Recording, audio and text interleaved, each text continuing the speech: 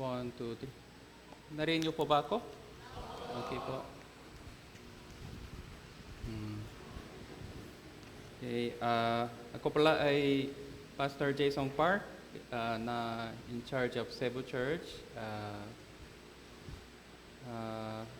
Sa pamagitan ng biyaya ng Diyos, ngayon na raw, magkaroon tayo ng pagtitipon. Bago tayo magsisimula, lahat tayo mukhang manalangin.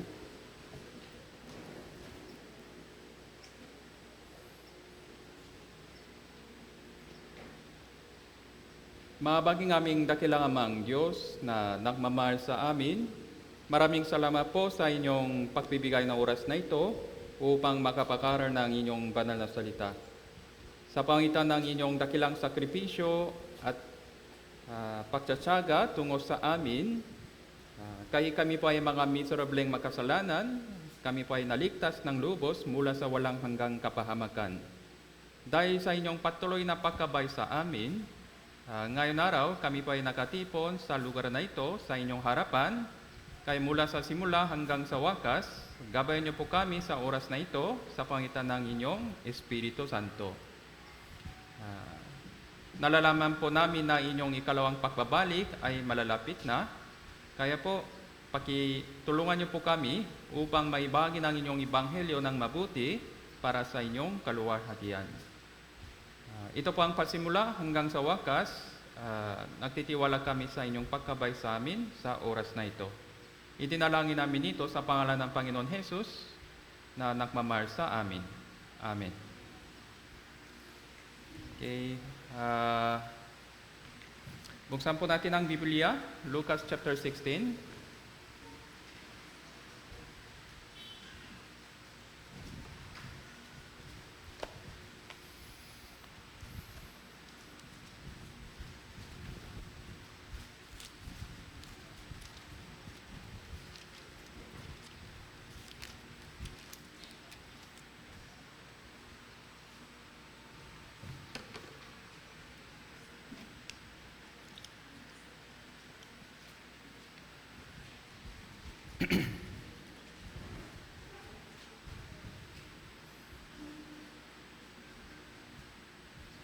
Verse 19,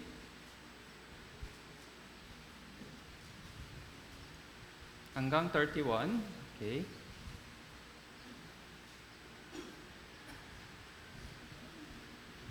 Okay, basahin po natin ng sabay-sabay. 3, 2, 1. Mayroon isang taong mamayaman na nagsusuot ng kulay ube at pinong linyo na nagpipista araw-araw sa maraming pagkain. Sa kanyang pintuan ay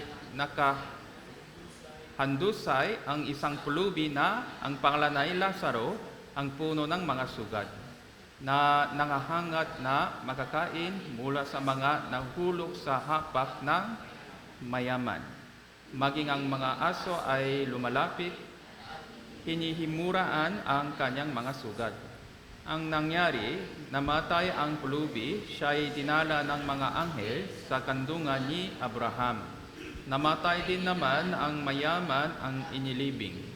Mula sa Hades na kanyang pinakduruhasan ay tumingala siya, nakita sa malayo si Abraham at si Lazaro na kanyang kandungan.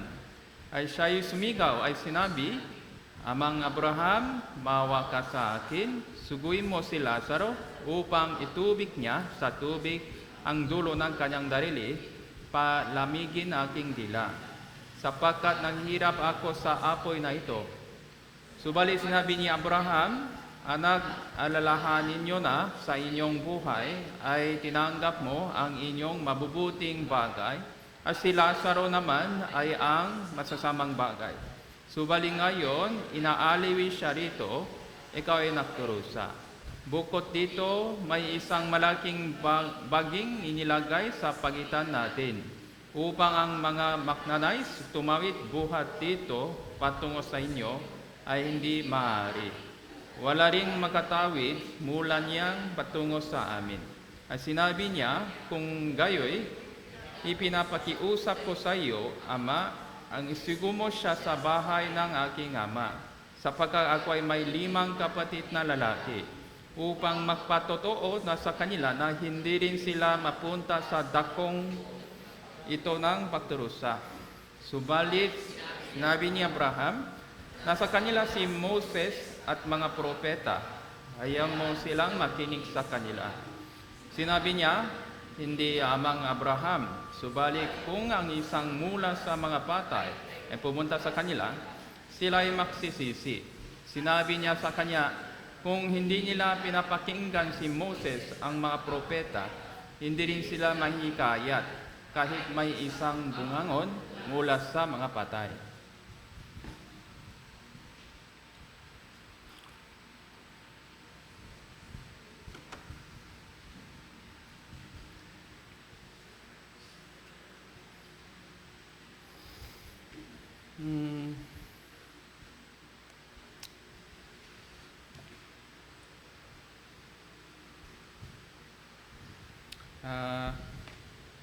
Sa talatang ito, meron pong dalawang tao.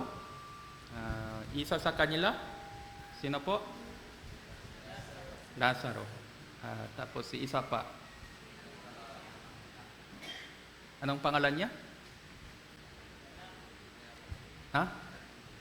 Anong pangalan niya? Wala po, wala. Walang pangalan.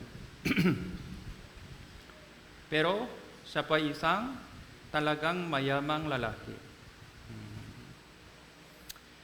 So, una, inisip ng ibang tao na ito po ay isang talinghaga lang. Meron pong mga talinghaga ng Panginoon Jesus dito sa Bible. Kadalasan, kung meron pong talinghaga, meron pong interpretation din po sa Bible, sa tabi nila o sa ibang libro. Pero dahil meron pong tao na may pangalan, yung pangalan niya ay Lazaro, kaya hindi kaya natin masabi na ito po ay talinghaga lang. So ito pang mensahe ng Panginoon Jesus nakabase sa totoong nangyari. Tapos yung taong ito, tinatawag si Lazaro. Tapos isa naman, mayayamang lalaki. Kadalasan sa Bible, yung mga hindi sumasampalatay kay Jesus, hindi ilagay ng Diyos ang pangalan nila sa Bible kasi yung buhay nila ay walang halaga sa pananaw ng Diyos. Kaya po, kahit siya pa isang mayamang tao talaga sa panahon yon, wala pong pangalan niya dito sa Bible. Okay. Si Lazaro po ay isang pulubi naman. Siya po ay isang mahalagang tao sa harapan ng Diyos. Kaya inilagay ng Diyos ang pangalan niya dito sa Bible. Kaya bilang liserta dito, kahit po siya ay isang pulubi lamang, alam po natin yung pangalan niya. Sa pangitan ng Biblia pala. Kaya una, ito po ay hindi talinghaga lamang, kundi ito po ay totoong nangyari. Totoong nangyari. Siguro sa inisip ko, ito pang nangyari sa panahon ni Jesus. Siguro nakita ni Jesus si Lazaro din. Yung mayamang tao, sabi dito, isang tao mayaman na nagsusuot ng kulay ube, ang pinong lino, kulay ube, suot ng kulay ube. Ito mahal na mahal po ito sa panahon yon. Tapos pinong lino, ito din po ay mahal. Tapos nagpipista paminsan-minsan, buwan-buwan po, hindi, araw-araw daw. Sa maraming pagkain. Maraming pagkain pa araw-araw. Ibig sabihin, hindi naman karaniwang mayamang tao talagang maraming ari-arian sa kanya. Tapos, siya pa isang tanyag na tao sa panahon yon, siguro. Hindi ko alam, politiko po siya o ano-ano. Basta, siya pa isang tanyang na tao. Kahit walang pangalan dito sa Bible, alam ng maraming tao kung sino po siya. Nagpipista siya sa araw-araw, kaya maraming mga bisita sa kanila araw-araw. Kaya po ito pa ang totoong nangyari. Kaya ano pang lesson tungkol sa ano tong lesson mula sa yung mensahe ng Panginoon Jesus? Una, yung Lazaro, yung pangalan, ibig sabihin ng pangalan ni Lazaro ay may ano po lesson para sa atin. Yung ibig sabihin ng Lazaro, God is my helper, o God has helped me. Sa Hebreo, Eliezer, gaya ng lingkod ni Abraham. Kaya po, ayon po sa talatang ito, saan po si Lazaro ngayon? Saan po si Lazaro ngayon? Saan po si Lazaro ngayon? Saan po? Sa langit. Sa langit o impyerno? Sa langit. Yung mayamang tao, saan po siya ngayon? Impyerno. Sa loob ng halos 2,000 years, nasa impyerno siya ngayon. And nasa langit po si Lazaro hanggang ngayon, siguro magpakailaman. So kaya po, si Lazaro palagi siyang umaasa sa Panginoon hanggang sa kanyang kabantayan. Tapos, siya pang isang taong naligtas. Kaya yung pamumuhay niya ay talagang sa loob ng pamumuhay niya talaga siyang nagtitiwala sa Panginoon hanggang sa katapusan. Kaya sa ganitong sitwasyon, kaya sa bandang huli, sabi dito, verse 22, at nangyari, namatay ang pulubi, siya'y dinala ng mga anghel. Hindi naman isang anghel pala, mga anghel sa kandungan ni Abraham. Then namatay din naman ang mga mayaman, inilibing. Pero walang talata tungkol sa mga anghel na dumating sa kanya ng detalyado. Hindi naman siya pumasok sa langit, kundi pati sa tabi ni Abraham. Kandungan ni Abraham, ibig sabihin, magkaroon din po siya ng malaking gantimpala sa langit. So malaki po napakalaki pala yung mga blessing kay Lazaro. Kaya po, bilang isang taong naligtas, tayo din po ay dapat meron po tayong mga lesson mula sa nangyari po ito. So, panoorin natin ang isang video clip tungkol dito. Yung sound po, okay po ba?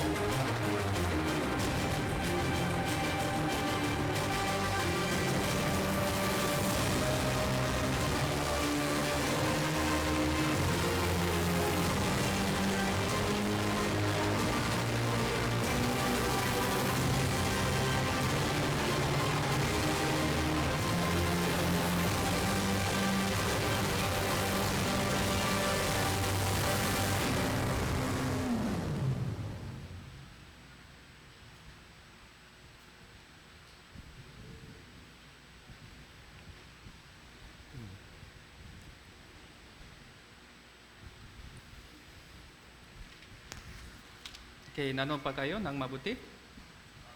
Okay po. Kaya po ito po ang totoong nangyari sa panahon ni Jesus. Siguro po.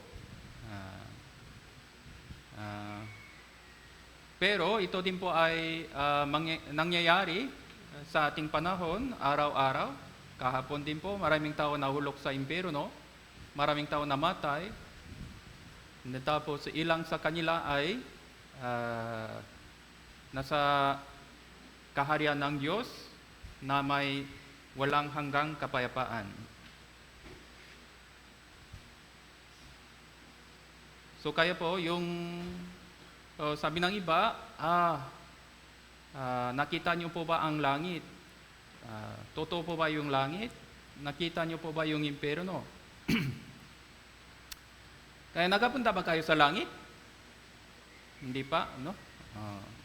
Nagapunta pa kayo bumisita pa kayo sa impyerno? Hindi naman.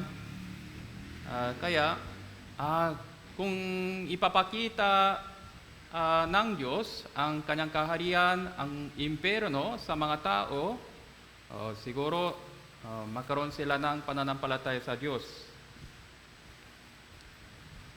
Siyempre, hindi po ito posible, pero ibinigay ng Diyos ang mensaheng ito para makikita po tayo ng kung ano po ang langit, kung ano ang nangyayari sa langit ngayon at kung ano ang nangyayari sa impyerno ngayon.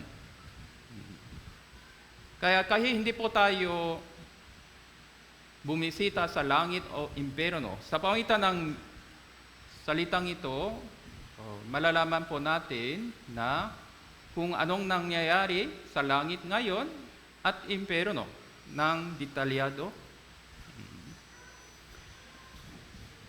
Kaya po, sa pamagitan ng talatang ito, kaya natin nakita kung ano ang nangyayari sa pagkatapos ng kamatayan ng detalyado. So Job chapter 18,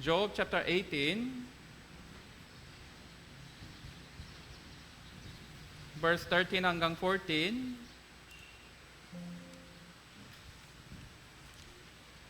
Si Lazaro naman, nang siya'y namatay, isinugo ng Diyos ang mga anghel upang kunin yung kaluluwa ni Lazaro,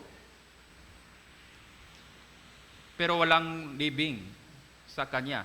Sa kanyang katawan, walang libing. Sabi ng iba, kung lumipat tayo sa ibang relihiyon, wala pong libing sa cemetery doon sa kanila. Pero alin pang mas importante, yung libing po ba o pagkatapos ng kamatayan? Pagkatapos ng kamatayan, yung pang mas importante. Namatay din naman ang mayaman na inilibing ng mabuti, maraming mga bisita din sa kanyang libingan. Ang problema, nasa impyerno po siya. Kaya anong nangyari sa mayamang taong ito, dahil sa Job chapter 18 verse 13, dahil sa karamdaman ay naubos ang kanyang balat, lalamunin ang panganay ng kamatayan ang kanyang mga sangkap. Sila'y niluray sa torda na kanyang pinaktitiwalaan, siya'y dinala ng hari ng mga kilabot. Walang talata tungkol sa mga anghel na dumalo sa kanya, pero ayon po sa verse na ito, meron pong dumalo para kunin yung kaluluwa ng isang mayamang taong ito. Tinatawag ito, hari ng mga kilabot. Meron pong espiritu na dumating sa mga patay. Isa sa kanila ay mga anghel na isinugo ng Diyos upang dalhin yung kaluluwa sa langit. Isa pa naman, yung hari ng mga kilabot. Meron pong espiritu pala na nagtadala ng mga kaluluwa ng mga masama sa Hades. Kaya po paminsan naringing natin na nang dumating ang nang dumating na yung anghel na ito na mga kilabod, sumigaw sila kaya hindi nakikita yung hari ng mga kilabod, sumigaw sila. Dati narinig ko din po na ganyan, na isang kilala niya ay namatay, bago siya ay namatay, sumigaw daw, huwag, huwag, huwag. Tapos bigla siyang namatay. Kaya meron pong mga nakita niya. Yung mata niya biglang lumaki. Yung sumigaw siya. Tapos patay na. Kaya po, sa pangitan ng talatang ito, malaman natin na kung anong nangyari sa mga tao nang siya'y mamatay ng detalyado. Tapos, anong nangyari sa mga kaluluwa pagkatapos ng kamatayan, kaagad.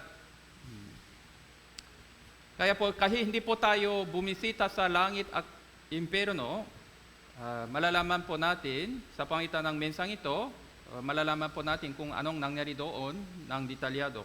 Sabi ng iba, kung kaya kong bumisita sa impyerno langit, pwede akong mabuhay ng mabuti bilang Kristiyano kaysa noon.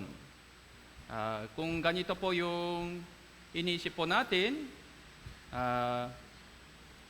tingnan natin ang mensaheng ito ng mas maigi, kasi ito po ay katotohanan.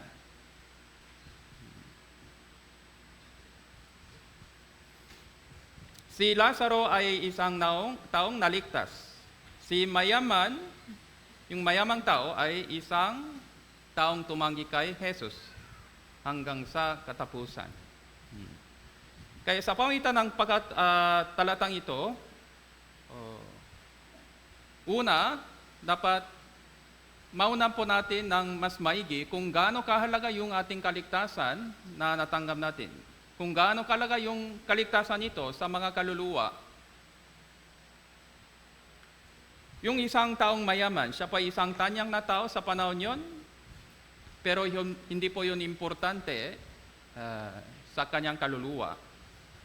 Kung tingnan po natin kung anong nangyari pagkatapos ng kamatayan nila, kanilang kamatayan, malalaman po natin. Pagkatapos ng ilang segundo, biglang naging iba na yung sitwasyon nila.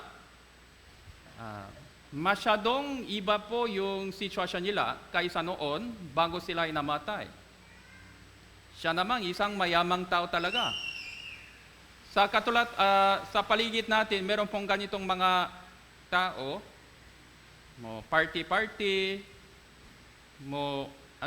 lakad-lakad, tuwing mga holiday, mga weekend, may reunion, mga family reunion daw, saan-saan, punta-punta. So akala nila, yun pa ang masayang totoong pamumuhay. Pero ayon po sa verse na ito, yun pa ang pinakahangar na pamumuhay. Dahil binabalewala nila yung spiritual na bagay, spiritual na mundo. Bilang spiritual na nilalang, kaya po, dapat siguraduhin natin yung ating kaligtasan. So, gaano kahalaga ito? Kaya tingnan po natin kung gaano kalaki ang kaibahan sa pagitan ng before and after death. So, akala natin, siya po ay pupunta sa langit.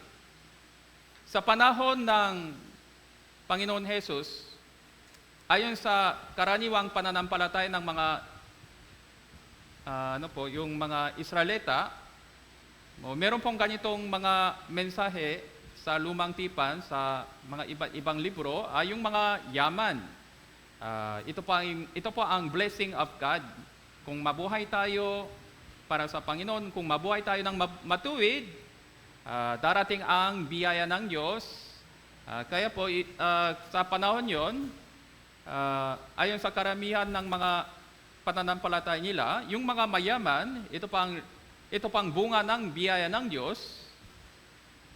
Kaya nang sinabi ng Panginoon Hesus, yung mga mayaman ay ang hirap daw sila nakapasok sa langit. Nang narinig nila ito, nagulat sila dahil akala nila yung mga mayaman, ito pa ay galing sa biyaya ng Diyos. Siyempre kaya karamihan sa mga mayaman pupunta sa langit.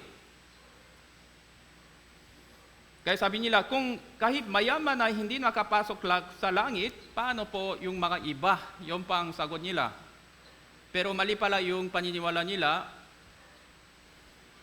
Gaya ng alam po natin, ano po ang gusto ng ibinigay ng Diyos? Yung mga material na bagay, yung spiritual na bagay. Alin pa ang gusto ng ibinigay ng Diyos sa atin? Physical o spiritual? Spiritual. Okay. Basta, ang mundong ito ay sinugo ng Diyos dahil sa kasalanan ng tao. Wala po tayong pag-asa. Yung lahat ng bagay ay temporary lang. Kaya po, akala nila, yung mayamang tao, siyempre, nasa langit. Pero ito pang shocking mensahe ni Jesus na yung napakayamang taong ito ay nasa impyerno pala. Kaya ngayon din, akala ng mga tao, pupunta sila sa langit. Pero, gaya ng nangyari sa Bible na ito, verse na ito, karamihan sa kanila nasa impyerno. So, sabi ng iba, wag kang siguro narinig ito din po ganyan, bakit lumipat kayo sa ibang relihiyon? Sabi ng iba, sila po ay pupunta daw sa impyerno kasi lumipas sila sa ibang relihiyon. Mga Katoliko lang daw. Siguro meron pong mga narinig ng ganyan. Pero sa totoo lang, ayon sa Bible, so ayon sa pananampalataya nila, saan sila pupunta? Impyerno. Kaya sabi ng Panginoon Hesus,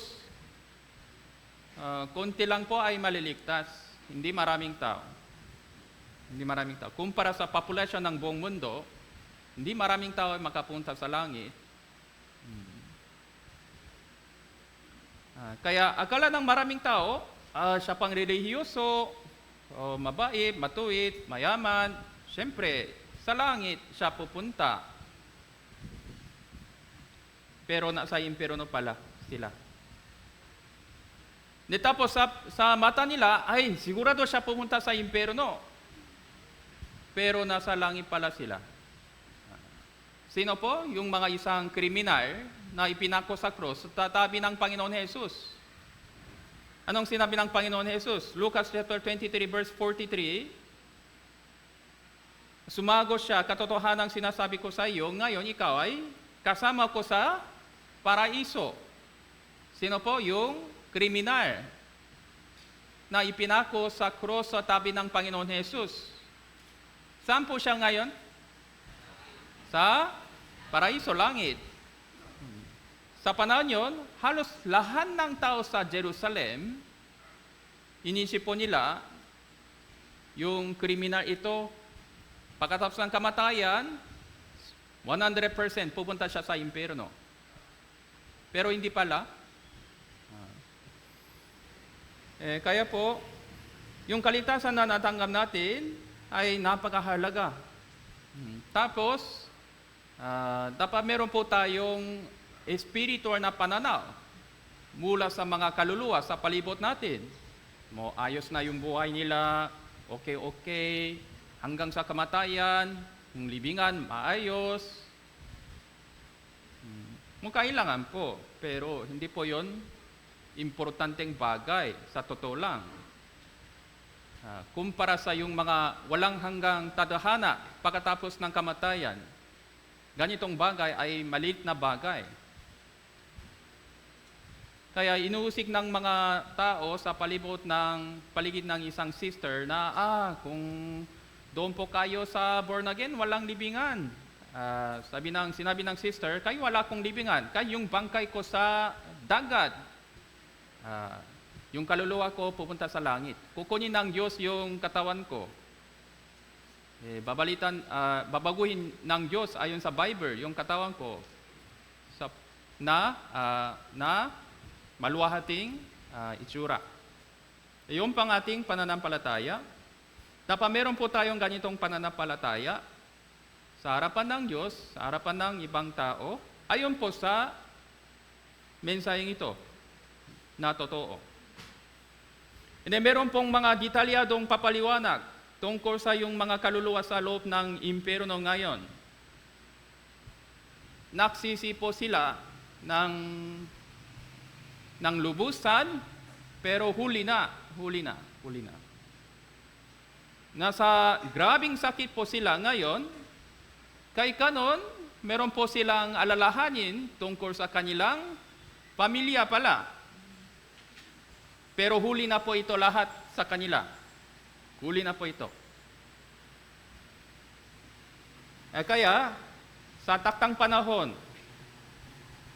at least, bago tayo mamamatay, bago ang isang tao mamamatay, dapat ayusin nila ang spiritual na problema. Pagkatapos ng kamatayan, kahit nagsisisila doon, huli na. Kaya po, yun po ang ating tungkulin upang tulungan ng mga kaluluwa sa pangitan ng mga totoong mensaheng ito, sa pangitan ng katotohanan. Kaya po sabi ng Biblia, huwag niyong mainggit ang mga mayayaman sa mundong ito. Ayos na daw yung buhay nila, walang problema sa family, lahat, yung kalusugan nila okay lahat. Pero hindi po yun pangunahing bagay sa ating buhay. Pagkatapos ng kamatayan, so malaking kaibahan ay nakikita natin na hindi natin inahasahan talaga.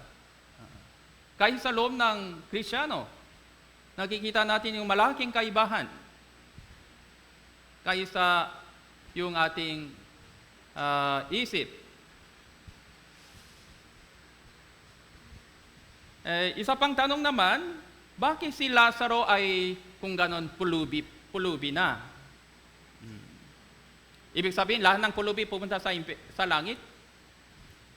Okay? Okay ba? Okay. Ako, pulubi ako. Itaas ng kamay. Wala pulubi dito? Pulubi ako. Itaas ng kamay. Meron po. Pulubi. Mukhang hindi. Hindi ako pulubi. Itaas ng kamay. Hindi ako pulubi.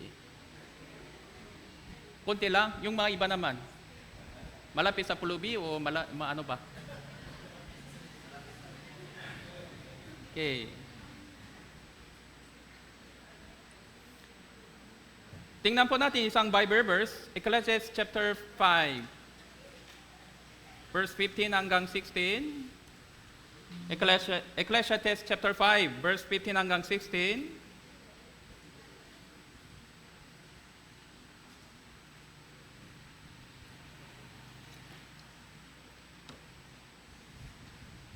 Kung meron po kayong Bible, buksan na lang po, Ecclesiastes chapter 5, verse 15 hanggang 16.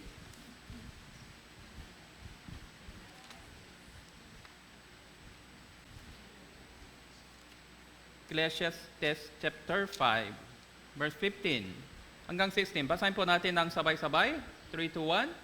Kung paano siya lumabas sa sinapupunan ng kanyang ina, gayon siyang muling aalis. Hubas siyang dumating, wala siyang anumang madadala mula sa kanyang pagpabagot, na kanyang madadala sa kanyang kamay. Ito man ay isang malupang kasamaan, kung paano siyang dumating ay gayon siyang alis.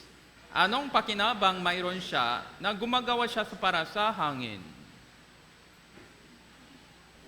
Dumating po tayo sa mundong ito bilang pulubi. Alis po tayo sa mundong ito bilang pulubi, physical, lalong-lalo na kung hindi pa tayo ligtas.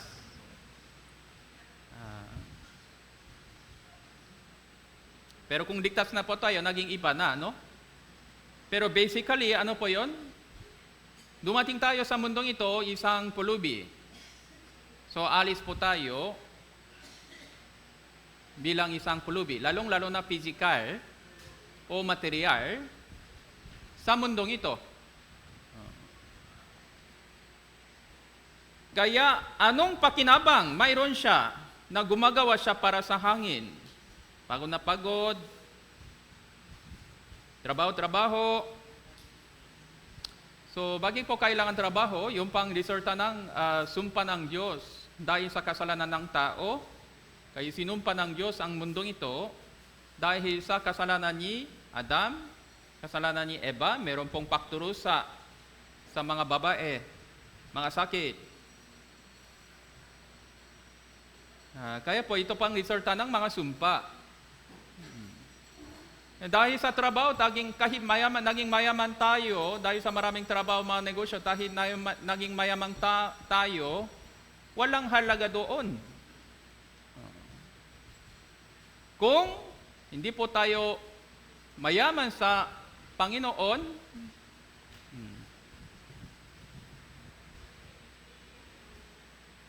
kaya po, Matthew chapter 5, verse 1 hanggang 3,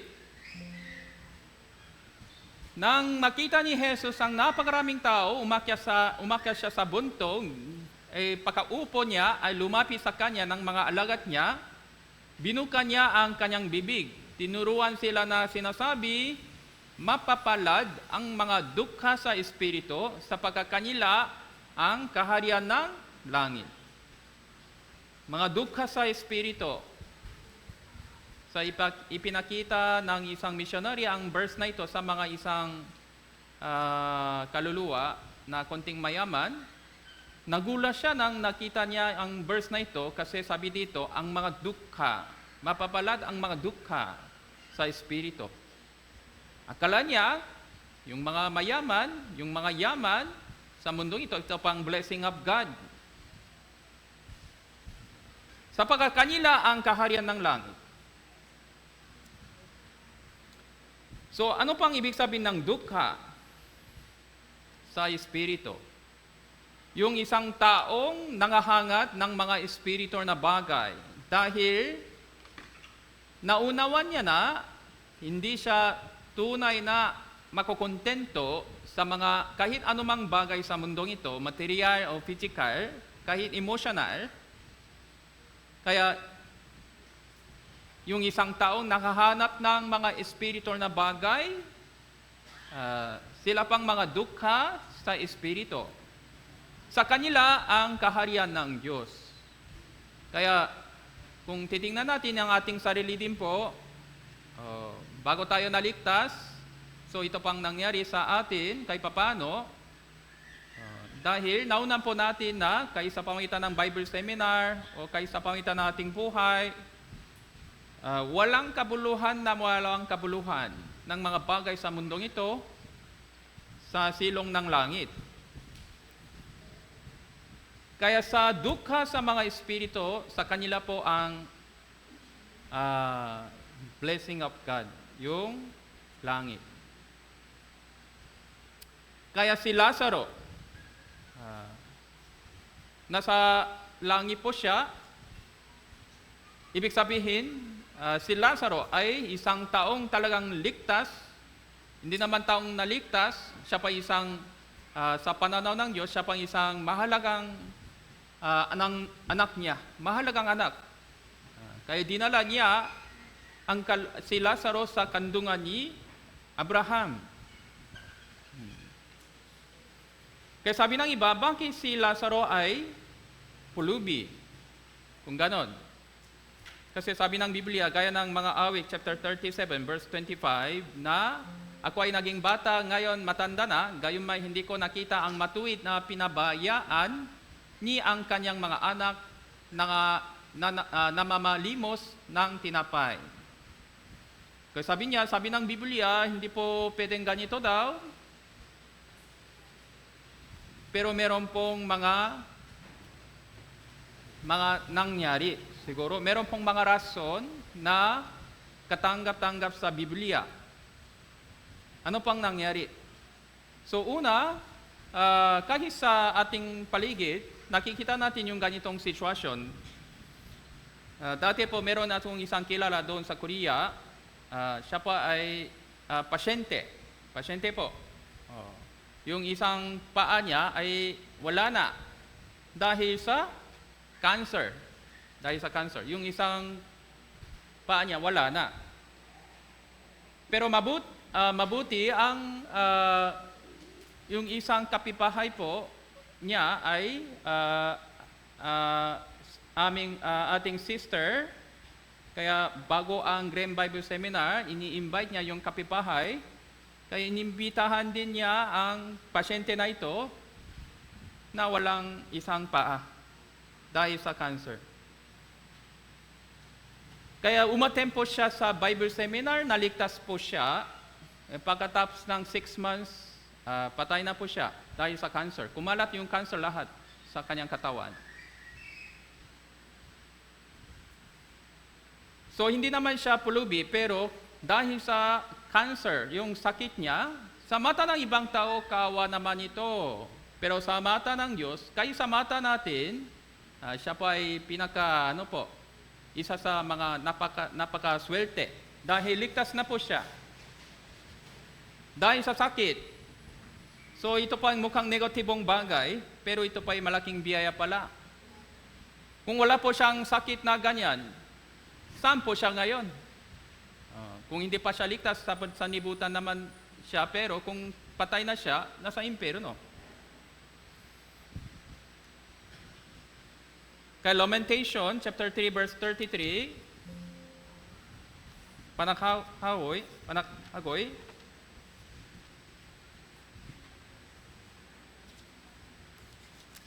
chapter 3, Panakhoy, chapter 3, verse 33, sapagkat hindi niya kusang pinahihirapan o ang mga anak ng mga tao ay sinasaktan man. Meron pong purpose. Meron pong purpose.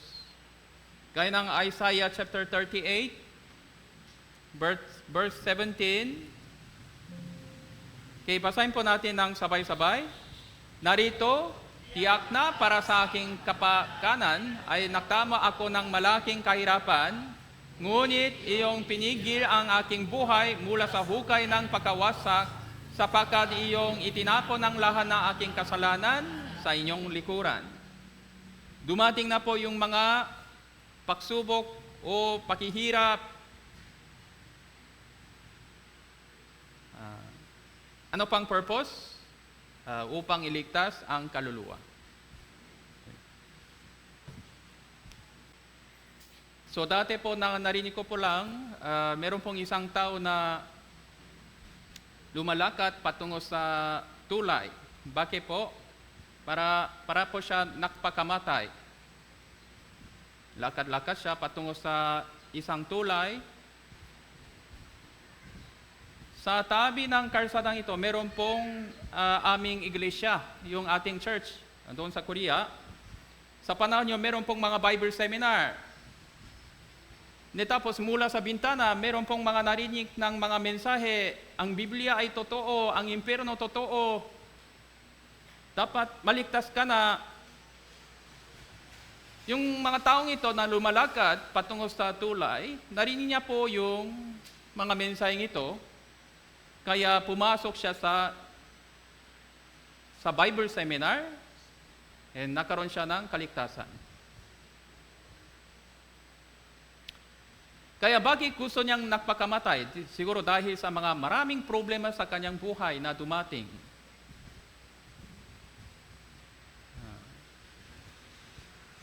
Pero dahil dito, naligtas po siya. Kaya ito pa ay malaking biyaya, no? Malaking biyaya. Tama po ba hindi? Tama po ba hindi? Tama po. Kaya yung mga nangyari kay Lazaro, basta siya pa isang naligtas, tapos dahil dito, magkaroon siya ng malaking gantimpala. So hindi namin alam kung anong nangyari kay Lazaro, o may nangyari po ba bago siya bago siya naligtas, o may nangyari po ba pagkatapos siya po ay naligtas. Basta sa panahon yun, grabe po ang pag-uusik ng mga tao tungo sa mga mananampalataya kay Jesus. Kahit hindi pa sila ligtas, dahil sila pa ay pumasok daw sa mga grupong ito, so naranasan din po nila yung mga grabing pag-uusik. Bakit punta kayo doon? Yung mga mananampalataya, yung isang taong namatay sa krus, sabi nila si Jesus ang Diyos daw, masama. Pero yung mga nakahanap ng katotohanan, tuloy-tuloy po sila sa Panginoon, tapos naligtas po sila, tapos kahit mabigat ang pag-uusik sa kanila, tuloy-tuloy pa rin sila sa pananampalataya. Kaya po, nagkaroon sila ng malaking gantimpala.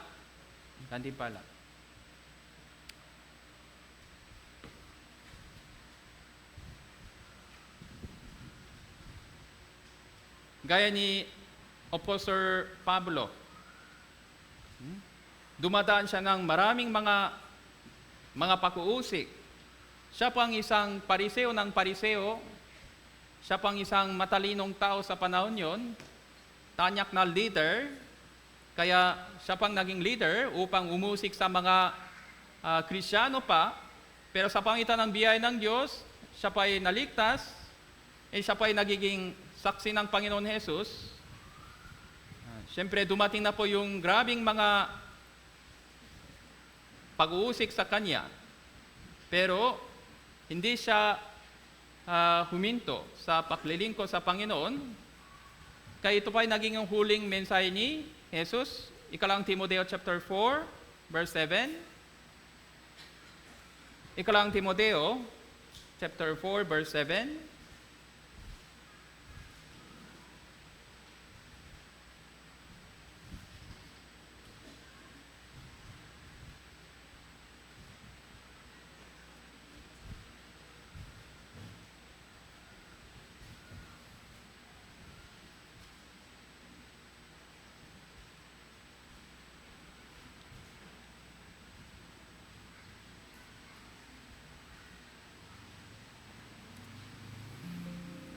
Okay, basahin po natin ng sabay-sabay. 3, 2, 1. Nagipaglaban ako ng mabuting pakipaglaban, natapos ko na ang aking takbuhin, iningatan ko ang pananampalataya, kaya mula ngayon nakalaan na sa akin ang putong ng katuwiran, na ibibigay sa akin ng Panginoon ng tapat na hukom sa araw na yon. Hindi lamang sa akin, kundi sa lahat din naman na nangahanga sa kanyang pagpapakita. Makipaglaban ako ng mabuting pakipaglaban. Natapos ko na ang aking takbuhin. Iningatan ko ang pananampalataya. So ano pang nangyari sa mga alagad ng Panginoon Jesus? Lahat po sila ay naging martyr. Yung background ni Apostle Pablo, maganda po. Siya pang isang Romano. Yung family niya, isang mayaman din, pero nawala na po lahat. Pero sa halip nito, magkaroon siya ng dakilang gantimpala doon po sa langit. Nakipaglaban ako ng mabuting pakikipaglaban, natapos ko na ang aking takbuhin. Ingatan ko ang pananampalataya. Kaya mula ngayon, nakalaan na sa aking mga putong ng katuwiran na ibibigay sa akin ng Panginoon. Kaya si Lazaro naman po, ito pang isa pang extreme case. Hindi ibigay ng Diyos kahit anumang material na bagay sa kanya hanggang sa katapusan, kaysa gina ng matinding pag-uusik.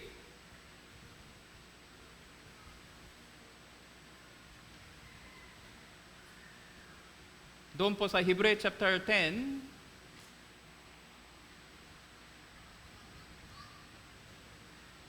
verse 32 hanggang 34 po.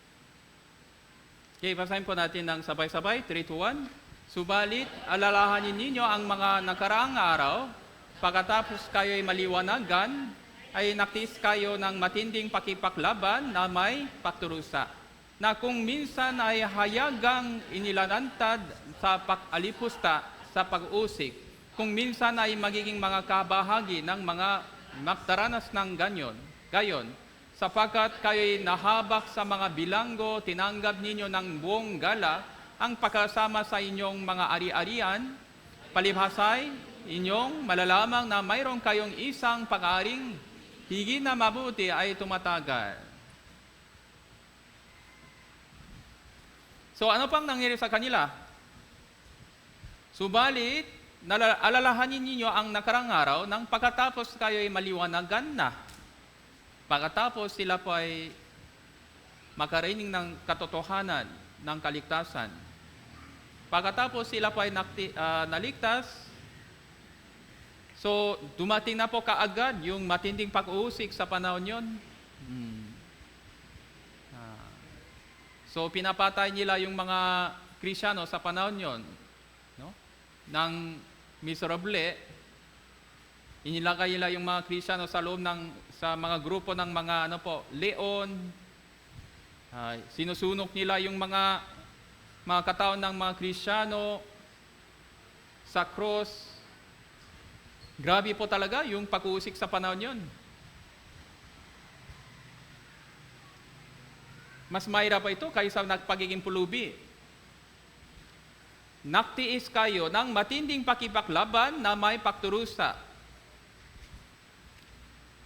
Kasi dati po, yung Diyos nila sa Roma, yung Diyos nila ay Imperior. Yung hari ng Roma, siya po ang Diyos na sinasamba nila. Sabi nila, ako ang Diyos, parang ganon. Ano?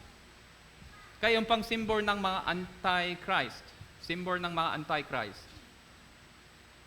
Kaya kung sinabi nila, si Jesus ang Panginoon, ito po ang illegal. Ito po ang kriminal. Political crime. Mas grabe po yung pagturusa. Kaya po, paminsan, pinalayas nila yung mga tao na sumasampalatay kay Jesus. Pinalayas nila, kinuha nila yung bahay, yung lahat-lahat. Kung gusto nyo naging alis kayo sa lansangan ito. Alis kayo sa lungsod na ito.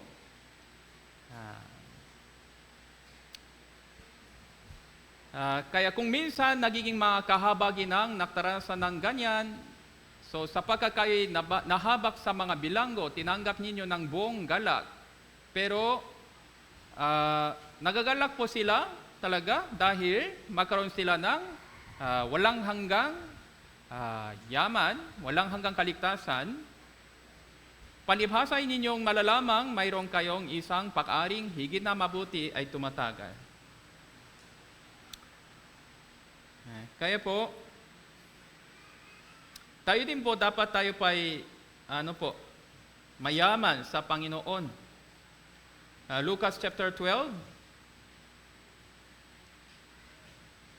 verse 16 hanggang 20, 21, meron pong sa Lucas po, meron pong mga isa pang talata tungkol sa isang mayamang tao. Gaya ng alam nyo, ito pang isang taning-haga talaga. Lucas chapter 12 verse 16, magsalaysay siya sa kanila ang isang taning-haga. So, ang lupay ng taong mayaman ay namunga ng sagana. Iniisip niya sa sarili, anong gagawin ko? Sapagkat wala akong mapaklalagyan ng aking mga ani. Kaya sinabi niya, ito ang aking gagawin. Gigibain ko ang aking mga kamalik. Magtatayo ako ng mas malalaki. Doon ko titipunin ang lahat ng mga aking mga butil, mga pag-ari. So magkaroon siya ng mga renovation. Magkaroon sila ng mga bagong gawa. Busy-busy po sila, no? So naubos na yung oras nila, dumating na yung araw ng kamatayan. Sasabihin ko sa aking kaluluwa, marami kang pag-aring makaimbak. Para sa maraming taon, mapahinga ka, kumain ka, uminom ka, magsaya ka, matanda na naman. Matanda na. Trabaho, kahit sa abroad, ano-ano. May bahay na, bago, matanda na. Subalit sinabi sa kanya ng Diyos, hangar, sa gabing ito, kukunin ang inyong kaluluwa. Kanino kaya mapupunta ang mga bagay na inyanda mo? Wala. Wala sa kanya. Gayon nga, ang natitipon ng kayamanan para sa kanyang sarili sa mundong ito, subalit hindi mayaman sa Diyos. Hindi mayaman sa Diyos. Kaya dapat tayo din pa ay naging mayaman sa Diyos. Tayo po ay bilang isang naligtas. Pagkatapos ng kamatayan, pagkatapos ng rapture, huli na, wala na. Yung chance, huli na. Kaya hindi po tayo nagsisi doon sa langit, huli na.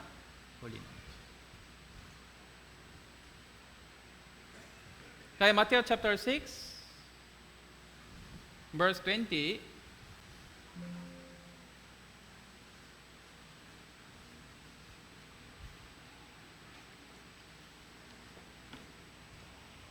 Matthew chapter 6, verse 20.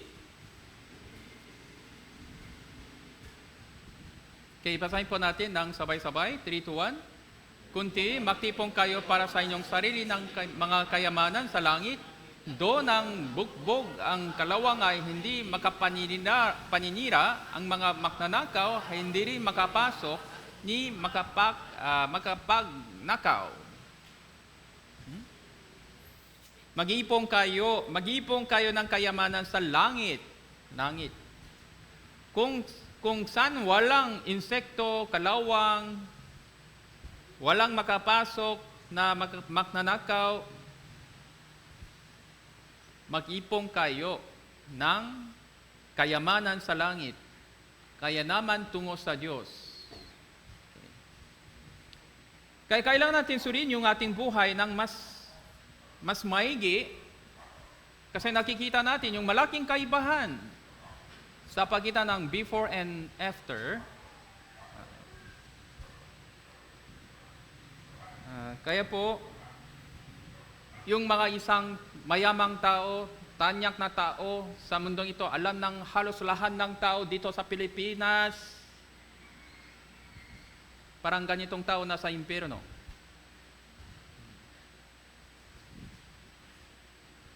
Pero hindi alam ng kay sino pulubi sa pintuan, pero alam ng Diyos kung sino siya.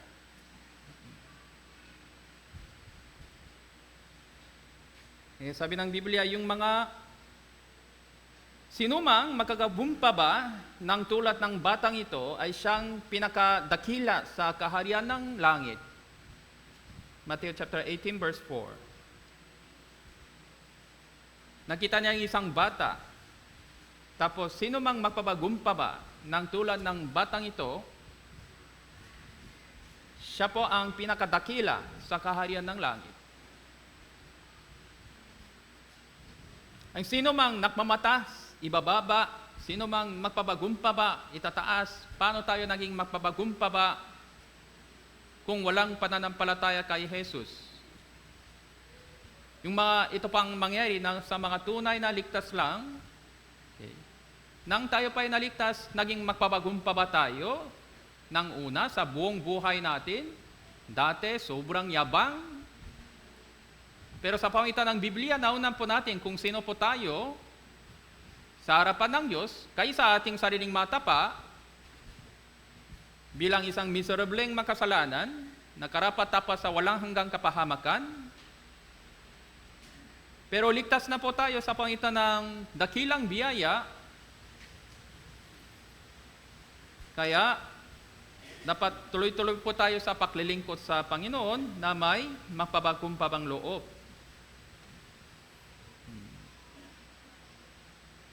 Kaya meron pong isang mayamang tao, tanyag na tao sa mundong ito, pero meron pong mas mayamang tao at tanyag na tao sa langit. Kaya sinabi ng Apostle Pablo, Ikalawang Korinto chapter 6, verse 9 hanggang 10,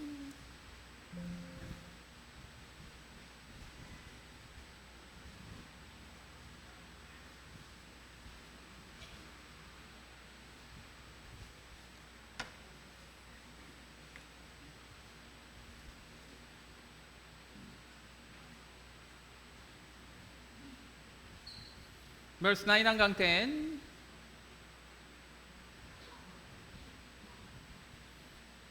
Okay, basahin po natin ng sabay-sabay. Waring mga hindi kilala, gayunman, kilalang kilala. Tulad sa nangingalo, narito kami ay buhay. Gaya ng mga pinarusahan, subali hindi pinapatay.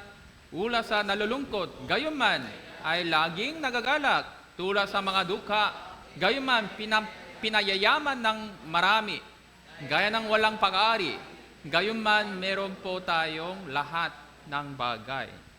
Dahil yung Ama po natin ay ang Diyos na lumikha.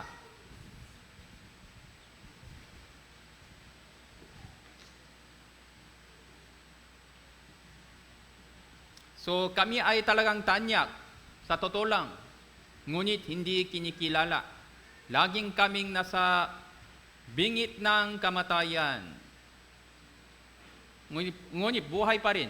Buhay pa rin tayo. Hanggang ngayon, parang nasa pagsubok po tayo, pero hindi pinapatay, katulad ng iba sa impyerno. May mga napapalungkot sa atin, ngunit lagi pa rin kaming masaya sa Panginoon, sa katotohanan. Kaya mahirap lang kami, pero marami kaming pinapayaman sa pangitan ng salita ng Diyos. Kaya po,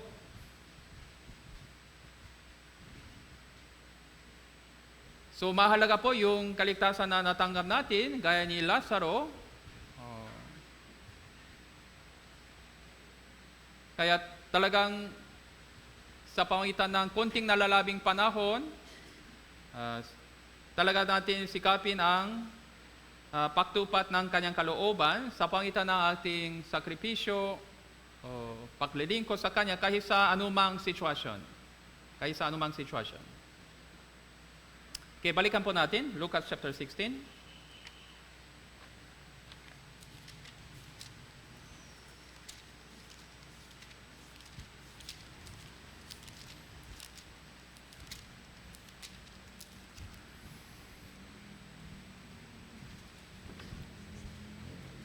Sa talatang ito, nakikita natin yung kung ano po ang nangyayari sa espiritual na mundo pagkatapos ng kamatayan ng detalyado.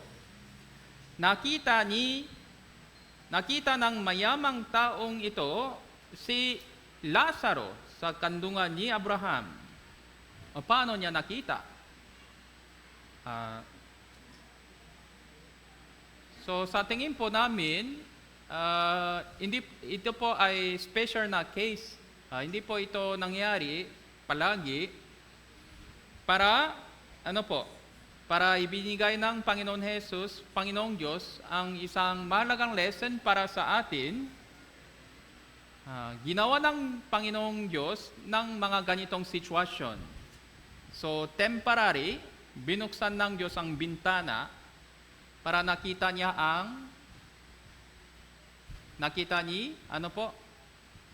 si Lazaro. Paminsan ito pang nangyari,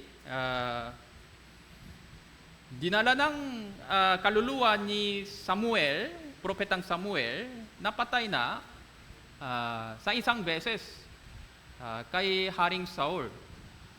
Kaya nagulat na yung mga exorcist sa panahon yon.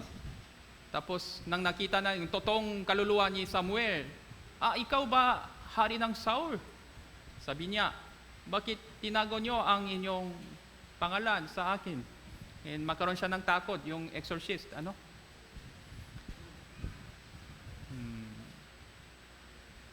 Kaya yung mayamang tao, talagang tanyag na tao sa panahon yon, si Lazaro talaga, sa mata ng Diyos, talagang mahalagang anak niya.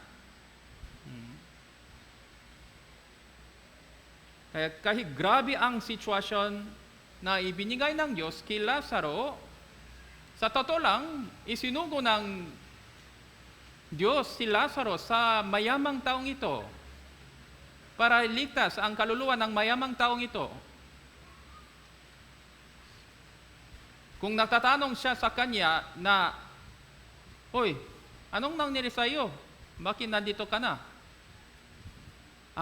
Dahil sa pananampalataya ko, ganito. Pero nagtitiwala pa rin ako sa Diyos, umaasa ko sa Panginoon. Ay, ganun ba yan? Ikaw ba ang Kristiyano?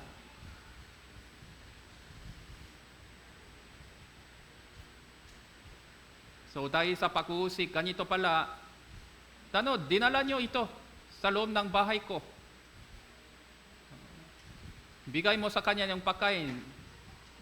Bigay mo sa kanya yung gamot. Gusto kong narinig anong nangyari sa kanya, anong pananampalataya niya. Sana ito pang nangyari sa kanya, huli na. Kasi grabe po ang pag-uusig sa panahon yon, nang alam ng maraming tao sa kanila.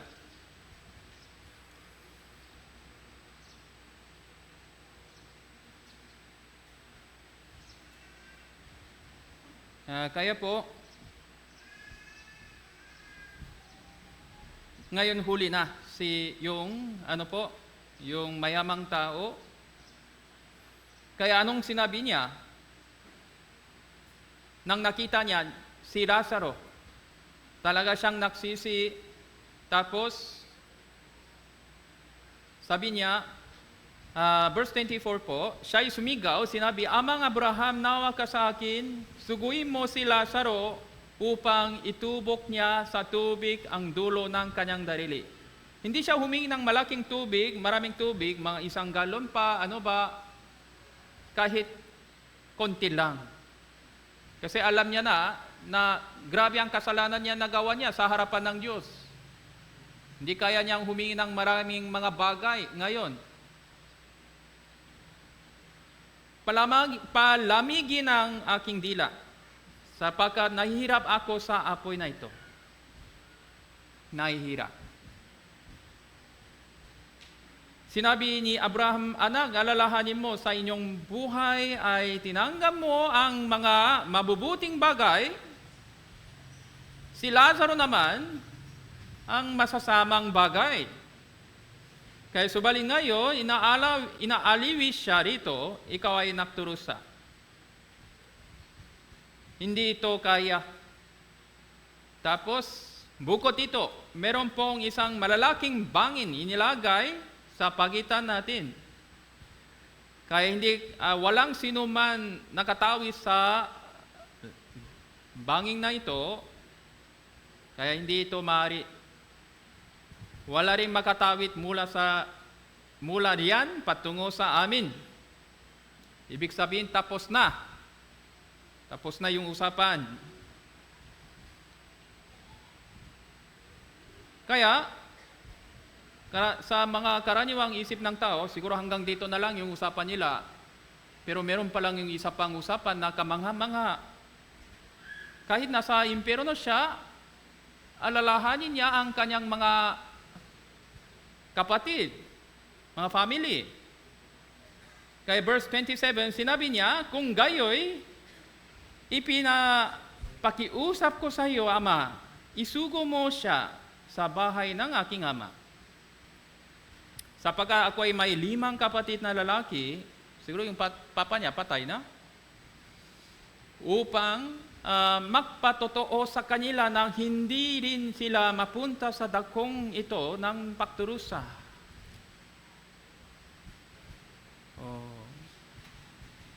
Kaya pala ganito pala yung isip ng tao sa impyerno ngayon.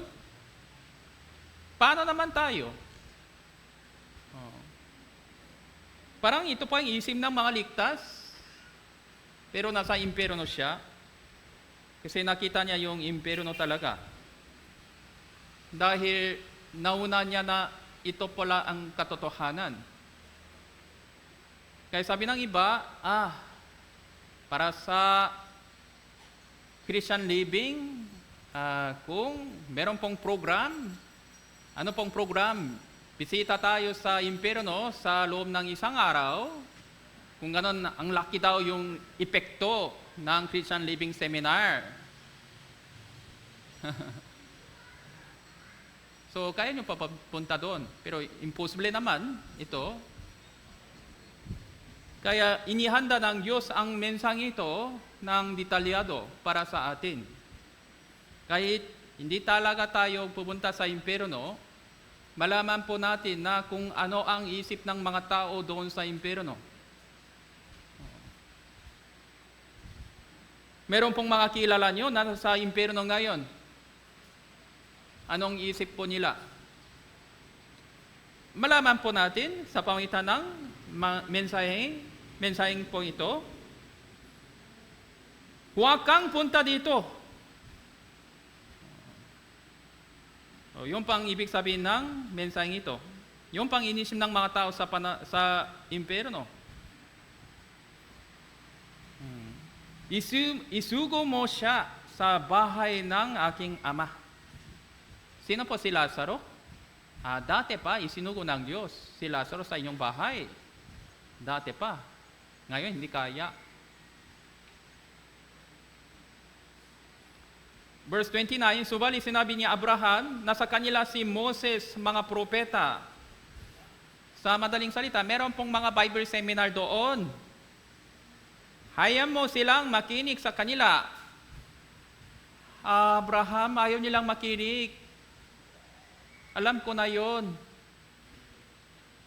Kaya kung meron pong mga tao na mula sa patay, kasi alam nila na si Lazaro ay patay na. Kung meron pong tao na mula sa patay, siguro narinig po nila. Sa totoo lang, yung pang ating unang session ng Bible Seminar tungkol sa near-death experience. No? Tama po ba? Near-death experience. Pagkatapos ng near-death experience lesson, meron pong naligtas? Wala naman. Kung umattend sila sa isang beses, kung umattend sila sa unang session lang, kaya nilang maligtas. Hindi naman, may pangalawa, pangatlo, pangapa, panglima. Ito pang minimum na proseso, minimum. Moses, mula sa lumang tipan, propeta hanggang sa bagong tipan, hanggang sa Apokalipsis. Minimum po ito, minimum.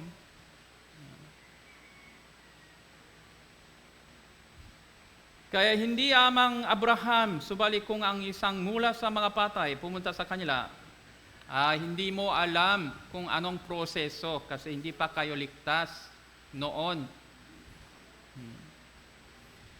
Kung hindi nila pinapakinggan si Moses ang mga propeta, hindi rin sila mahikayat kahit may isang bumangon mula sa mga patay. Pero meron pong bumangon mula sa patay kasama ng Panginoon Jesus. Tayo pong mga ligtas. So yung mensahe natin ay mahalaga sa mga ibang kaluluwa, yung mga family, yung mga kapatid ng mga nasa impyerno. Kaya po, doon po sa Kawikaan chapter 24, verse 11,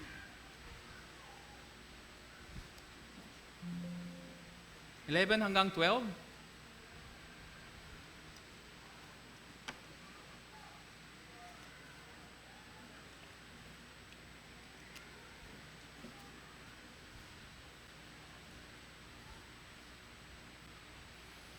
Basahin po natin ng sabay-sabay, 3 to 1. Iligtas mo silang dinala sa kamatayan, pigilan mo silang natitisod patungo sa katayan.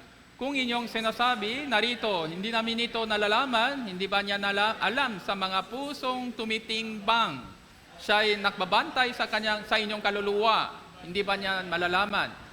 Ang bawat tao ayon sa gawa niya ay hindi ba gagantihan? Iligtas mo silang dinadala sa kamatayan. Pigilan mo silang natitisod patungo sa katayan.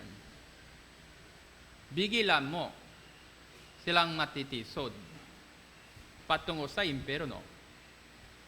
Iligtas mo silang mga kaluluwa patungo sa impyerno. Narito, hindi namin ito nalalaman. Kahit noon, hindi natin malalaman, ngayon alam natin ng detalyado sa pangitan ng mensahe ng Panginoon Jesus. Hindi ba niya alam ang sa mga pusong tumitingbang? Next time na lang, ang tigas pala yung puso nila. Siyang napabantay sa inyong kaluluwa ng mga naligtas. Ligtas na po tayo, hindi dahil sa ating mabuting gawa, hindi dahil sa yung ating mabuting ugali, kundi dahil sa yung biyaya ng Diyos lamang. Hindi ba niya nalalaman? Alam ng Diyos kung anong nangyari sa ating lahat. Ang bawat tao ayon sa gawa niya, hindi ba niya gagantihan? Ligtas na po tayo sa pangitan ng sakripisyo ng Panginoon Jesus at mga paktitiis, ang pagtsatsaga ng mga naunang ligtas ng mga kapatiran, kahit sa galing sa Korea. Kaya po,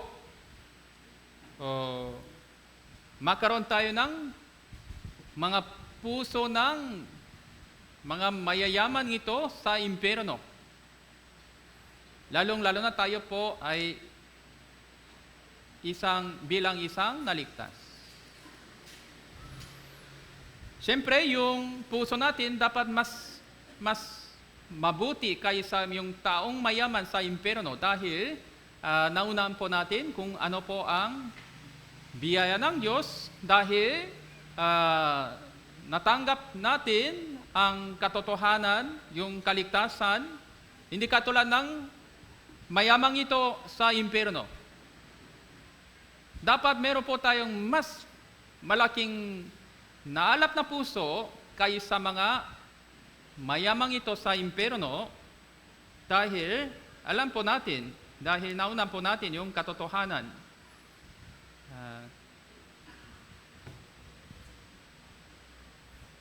Kaya po, ikalang Timoteo,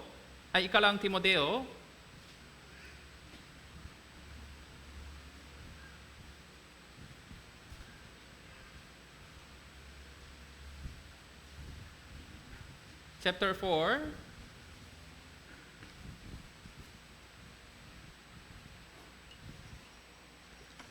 verse 1.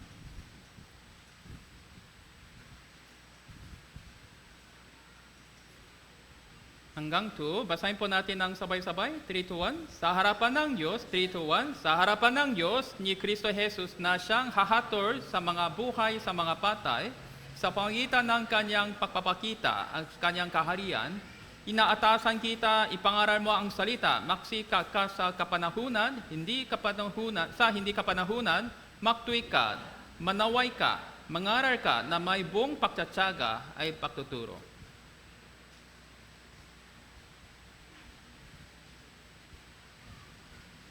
Sa harapan ng Diyos ni Kristo Jesus, siyang hahatol sa mga buhay, sa mga patay. Siya pang hukom. Ang Panginoon Jesus, Darating po ang kanyang kaharian. Malapit na po ang kanyang pagdating, tama po. Ang lapit na po talaga. So, yung climate change din, iba na po. Kumpara sa next year, naging mas grabe. May tornado pala sa Pilipinas, alam niyo po? Narinig niyo po ba yung tornado? Sa Liluan, sa Cebu? May nakita natin yung mga small tornado. May patay. May mga patay doon. Ipangaral mo ang salita, magsika sa kapanahunan. Hindi kapanahunan, magtuwid ka, manaway ka, mangaral ka, pagtitiis, sa kayo sa anumang. Kaya, tayo po ay sundalo ng Panginoon Jesus sa gitna ng matinding giyera upang iligtas ang mga ibang kaluluwa. Kaya po, suriin natin yung ating buhay ng mas detalyado. So, yung nakita natin, pagkatapos ng kamatayan, pagkatapos ng ilang segundo, kaagad sila sa impyerno, kaagad sila sa langit. Yung espiritual na mundo ay sa tabi natin. Dito siya, dito. Yung ating spiritual na mundo. Kaya bilang naligtas, mabuhay tayo, gaya ng mga muling mabuhay mula sa kamatayan. Sabi ng Biblia, tayo po ay muling mabuhay. Alam po natin kung ano-ano doon po sa, hindi doon pa, dito po sa spiritual na mundo. Kaya malapit pala yung spiritual na mundo.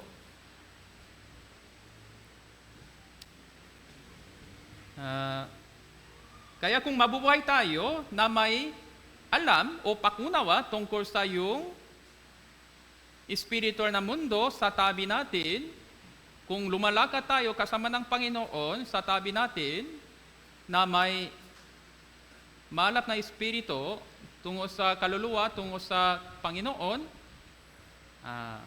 tayo pa ay nagiging ilaw ng sanlibutan sa kanila. Tayo pa ay nagiging isang sinugo pa ulit ng Diyos. Tayo pa ay nagiging kagaya ni Lazaro sa kanila para iligtas ang mga ibang kaluluwa, para mabuhay tayo para sa Panginoon, para sa ministry ng Iglesia. Kaya sa panahon nyo, maraming mga Lazaro na nakita natin sa Bible, si Apostle Pablo, Pedro, Juan, lahat, mga Thessalonica, mga Pilipos.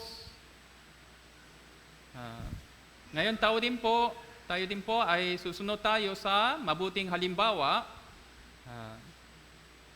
sa nakasulat sa Bible. Okay, hanggang dito po tayo, manalangin po tayo. Mabanging aming dakilamang Diyos, salamat po sa inyong pagbibigay ng oras na ito upang makapakaral ng inyong mahalagang mensahe. Pakitulungan niyo po kami upang maunawa ng inyong kalooban at inyong katotohanan ng mas maigi. Pakitulungan niyo po kami upang baguhin yung aming buhay, isip, puso para sa inyong kaluwalhatian at para sa inyong kaharian na darating. Maraming salamat po sa inyong lahat ng biyaya, ang pagtsatsaga, ang sakripisyo tungo sa amin. Idinalangin namin ito sa pangalan ng Panginoon Jesus na nagmamahal sa amin. Amen. Okay po.